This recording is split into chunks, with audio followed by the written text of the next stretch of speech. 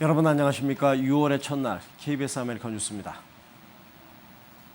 캘리포니아주의 가뭄이 4년째 지속되고 있는 가운데 그 여파가 물 관련 사업에 미치고 있습니다. 가주 수도국은 신규 수영장 공사를 금지하는 규정을 강구 중입니다. 또한 가정마다 스파를 제거하는 작업도 늘고 있어 스파업의 신규 허가도 쉽지 않을 것이란 견해가 나오고 있습니다. 노승욱 기자의 보도입니다. 4년째 계속되고 있는 캘리포니아의 가뭄. 그 여파가 사설 수영장 업계까지 미치고 있습니다. We're concerned in how the water districts are going to handle water usage and whether we can fill and not fill pools. Right now, we are not sure. Nobody knows how long the drought's going to last. 가뭄의 여파로 개인용 스파 시설을 제거하는 가정도 늘고 있습니다. 한 시공업체에 따르면 지난달 공사를 해 제거한 스파 시설만 145개. 이런 식이라면 신규 스파 사업 허가 역시 쉽지 않을 것이라는 이야기도 나오고 있습니다. We're more busy this month than we've ever been. Everyone's getting rid of their spas. 캘리포니아주가 의무적으로 줄여야 하는 물의 사용량은 전체의 25%. 캘리포니아 수도국은 새로운 수영장의 시공을 금지하는 방안을 강구 중입니다. 하지만 업계 관계자들은 수영장을 유지하는 데 드는 물의 양은 생각보다 적다고 반박합니다. So basically, if you put in a swimming pool and a concrete deck, you use less water than the equivalent amount of lawn, significantly. 한 주민은 절수를 위해 잔디밭을 없애고 대신 수영장을 만들기도 했습니다. We literally ripped out every single square inch of yard. We definitely had some neighbors make some comments, but they still have a lot of grass, so, grass is greener, right? 하지만 절수 전문가들은 잔디밭과 수영장 모두 2년의 세월이 지나면 물의 양은 결국 비슷하다고 말합니다. 이렇게 캘리포니아의 가뭄이 깊어질수록 절수 방법에 대한 논란도 거세지고 있는 가운데 수영장과 스파 등 물을 사용하는 업계의 긴장감도 커지고 있습니다. KBS 뉴스 노승욱입니다. LA시가 우버와 리프트 등의 택시 영업을 정식으로 승인한 데 이어서 이번엔 차량 공유의 원조격인 집카와도 파트너십을 체결했습니다. 차량 공유와 대중교통을 미래의 도심이동 수단으로 정착시키겠다는 의지로 풀이되고 있습니다. 윤범수 기자가 보도합니다. LA시와 메트로 교통국이 대중교통과 연계한 차량 공유 프로그램을 시작했습니다. 이를 위해 시간제 카쉐어링 업체인 집카와 파트너십을 체결했습니다. 일단 시험적으로 노스할리우드와 유니온 스테이션 등 10개의 메트로 주요 지하철역에 각각 2대씩 모두 20대의 차량을 배치하기로 했습니다. 시민들은 자동차 없이도 앞으로 지하철을 이용해 인근 지역에 도착한 뒤 집카를 이용해 목적지로 갈 수 있습니다. They can get that first mile, that last mile that puts them at a great line like this, the red line here, and where the orange line has its terminus. We have to help Angelenos get not from our point A to point B, but their point A to their point B. 지난 2000년 시간제 차량 공유 서비스로 시작한 집카는 차량 한 대당 하루 평균 9명에서 10명이 이용하는데 이는 산술적으로 10%에서 15%의 자가 운전율을 감소시키는 효과가 있는 것으로 드러났습니다. 그만큼 적은 차량이 도로에 나오게 되고 이는 연료 절감 등 여러 긍정적인 친환경 효과를 가져온다는 분석입니다. This provides some efficient economic development to the city. So combining Zipcar with public transit gives LA residents the opportunity to finally leave their car at home. 미국 내 여타 대도시에 비해 상대적으로 대중교통이 열악한 것으로 평가받는 LA시는 최근 들어 차량 공유를 대안으로 적극 활용하는 모습입니다. 앞서 우버와 리프트 등 공유 택시 서비스들의 영업도 정식으로 승인했는데 현재 젊은 층을 중심으로 좋은 반응을 얻고 있습니다. And car share is just the beginning. Soon we'll launch our own pilot bike share program in downtown Los Angeles, bringing as many as 1,000 bikes to the streets, another much-needed mobility connector, and reshaping the way that Angelenos get around. 따라서 대중교통과 연계시킨 이번 서비스까지 성공적으로 운영되면 차량 공유가 LA 도심의 대표 이동수단으로 자리 잡을 수 있을 것으로 시 당국은 기대하고 있습니다. KBS 뉴스 윤범수입니다. 뉴욕 한인 네일 업계가 미국 언론의 도마 위에 올라 곤혹을 치르자 뉴저지 한인 업계에도 불통이 튈까? 이것이 우려돼 조기 대응에 나서고 있습니다. 뉴욕 김일강 통신원입니다. 뉴욕시 한인 네일 업계가 미국 언론의 도마 위에 오르자 뉴저지 네일 업계도 조기 대처에 나섰습니다. 열악한 작업 환경이 있을 경우 전폭적인 개선을 하고 오히려 정치권이 업계에 대한 지원을 활성화할 수 있는 방안을 적극 모색하도록 한다는 입장입니다. 불법으로 무엇이 만약에 진행이 된다면 그건 이제 합법적으로 해야 되고 그 합법적으로 하는 것들이 어떤 과정을 통하여 하여야 된다라고 하는 무슨 어느 정도의 스탠더드를 좀 저희들의 인풋을 통해서 그 법안이 리플렉트 되기를 원하는 거고요. 뉴저지 네일업소의 70%는 한인이 운영하고 있습니다. 한국어 네일 라이센스 필기 시험을 우선 도입할 계획입니다. 또한 지난해 7월 이후로 시험 응시가 불가능해진 서류 미비자들의 시험 응시 자격을 다시 주는 내용 역시 가이드라인에 포함시킬 예정입니다. 뉴저지 미용국에서의 그 라이센스 문제, 한글로 돼 있는 시험이 없다라는 게 이제 저희한테 좀 문제점이었어요. 그러니까 영어에 문제 있으신 분들이 라이센스를 따시고 싶어도 영어에 좀 문제가 있으니까 못 따셨던 거, 그런 거를 좀 저희가 상정을 해달라서 거기에 대해서는 좀 긍정적인 답변을 받았습니다. 오는 9월까지 협회 측은 담당 변호사와 함께 가이드라인 초안을 정치권에 전달할 예정입니다. 지금까지 뉴욕이었습니다. 중동 호흡기 증후군, 즉 메르스로 2명이 숨졌다고 한국의 보건당국이 오늘 공식 발표했습니다. 한국에서 메르스로 사망자가 발생한 것은 이번이 처음입니다. 홍성희 기자의 보도입니다. 중동호흡기 증후군 메르스 환자가 국내에서 발생한 지 13일 만에 사망자 2명이 발생했습니다.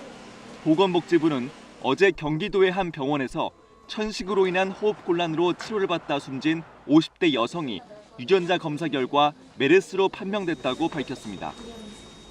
숨진 여성은 지난달 15일부터 사흘간 첫 메르스 환자와 같은 병동에서 입원 치료를 받았으며 첫 환자와 접촉했던 것으로 전해졌습니다.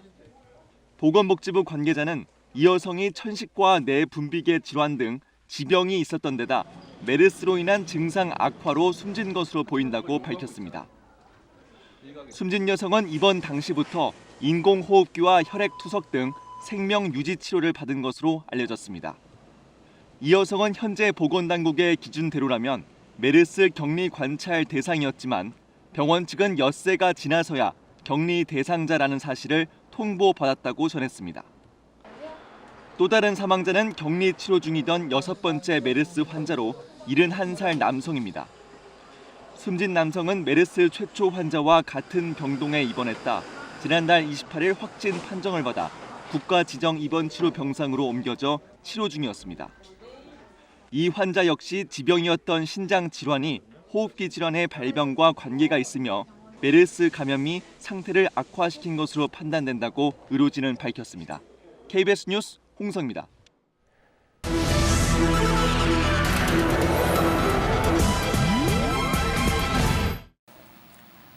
9.11 테러 이후에 미국의 공항 보안 검색이 굉장히 까다로워졌는데요. 하지만 그런 만큼 테러로부터 안전해진 건 아니란 결과가 나왔습니다. 이 같은 조사 결과에 대해 워싱턴 김성진 특파원이 보도합니다. 대테러 업무를 총괄하는 미국 국토안보부가 최근 공항 보안 실태를 점검했습니다. 승객으로 가장한 이른바 레드팀 요원들은 모형 폭발물이나 소지가 금지된 무기를 갖고 검색대 통과를 시도했습니다. 승객이 많은 대형 공항 위주로 70차례 위장 점검을 실시했는데 67번 무사 통과, 검색대에서 걸린 건 딱 3번입니다. 등에 폭탄을 두른 한 요원은 탐지기가 울린 후 몸수색까지 받았지만 이상이 없다는 판정을 받기도 했습니다. 95% 검색 실패 보고를 받은 제이 존슨 국토안보부 장관은 지난주 공항 보안을 담당하는 교통안전청을 직접 찾아 보안책을 마련하라고 지시했습니다.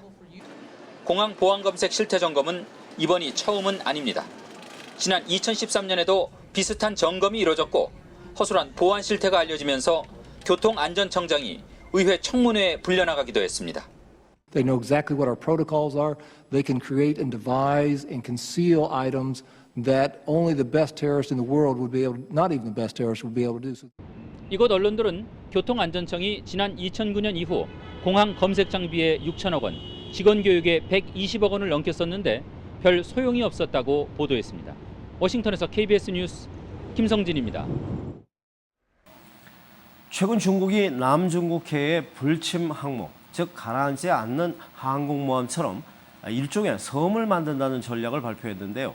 이로 인해서 미중 간의 긴장이 최고조에 이르고 있습니다. 이혜진 기자의 보도입니다.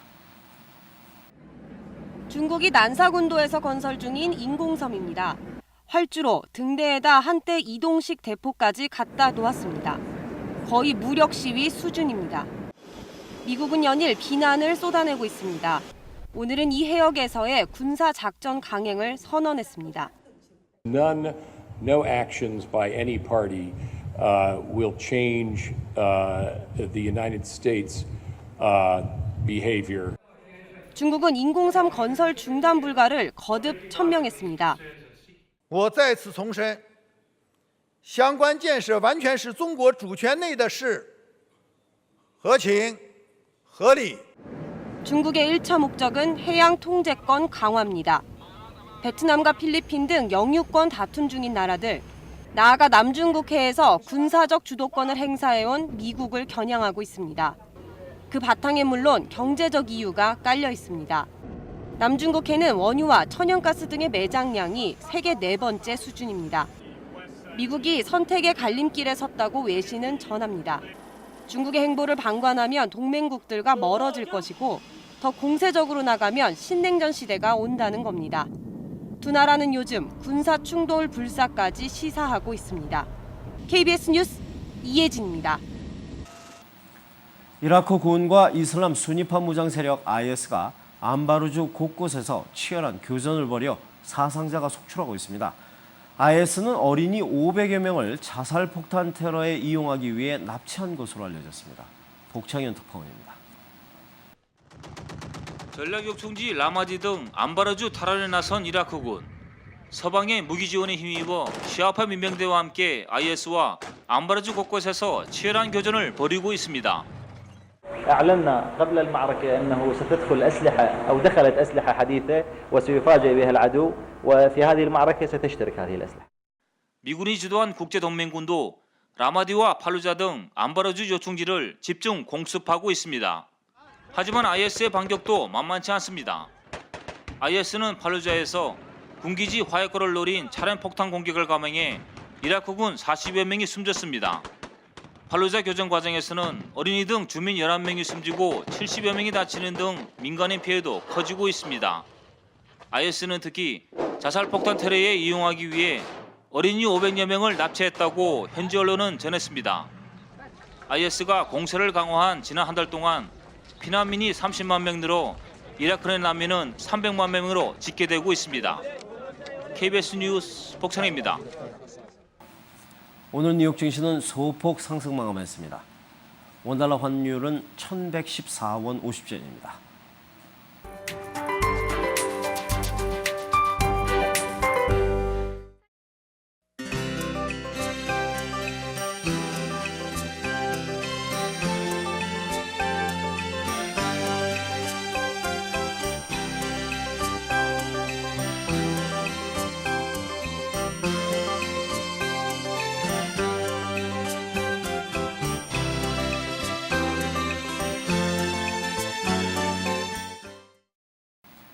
(6월의) 첫날 KBS 아메리카 뉴스를 마칩니다. 시청해주신 여러분 고맙습니다.